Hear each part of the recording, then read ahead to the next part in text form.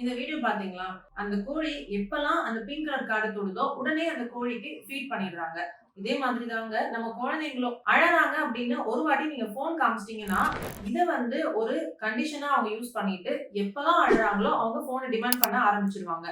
கோழியும் குழந்தையும் ஒண்ணா அப்படின்னு நீங்க கேட்கலாம். பட் இதுக்கு பேரு கண்டிஷனிங் ரிஃப்ளெக்ஸ். இத பல வருஷம் முன்னாடி பேவோ அப்படின்ற ஒரு பிசிஷியன் ஒரு நாய்க்குட்டி வச்சு இத டெமான்ஸ்ட்ரேட் பண்ணி காமிச்சிருக்காரு. ஸோ குழந்தைங்க வந்து ஒரு விஷயம் வேணும் அப்படின்னு அவங்க டிமாண்ட் பண்ண ஆரம்பிக்கிறாங்க.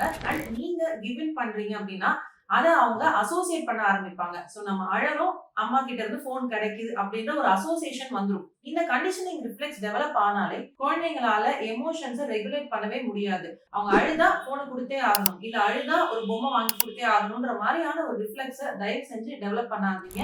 நாளடைவுல ரொம்ப டிபெண்டன்ட் ஆயிடுவாங்க குழந்தைங்க. மேற்கொண்டு டான்ட்ரம்ஸ், டெம்பர் டான்ட்ரம்ஸ்னு அதிகப்படியா கோவம் வருது. ஒரு 4, 5 முறை நம்ம வந்து ஃபோன காமிச்சிடுறோம் குழந்தை அழுதா. இன்கேஸ் வெளியில ஒரு ஃபங்ஷன் கூட்டிட்டு போறோம். குழந்தை அழுது ஃபோன டிமாண்ட் பண்ணுது. நம்ம காட்டல அப்படின்னோனே, அந்த இடத்திலே குழந்தை வந்து பயங்கரமா டான்ட்ரம் த்ரோ பண்ண ஆரம்பிப்பாங்க. கீழ விழுந்து பெரல்றது, குழந்தை செவுரு இருந்ததுன்னா போய் தலைய முட்டுறது, ஹெட் பேங்கிங்னு சொல்லுவோம். ஸோ இந்த மாதிரியான டெம்பர் டான்ட்ரம்ஸ் டெவலப் ஆகும். ஸோ இது முதல் முறை குழந்தை அழுதாலே உடனே நம்ம ஸ்கிரீன் டைம் காட்டுறது தான் தப்பு.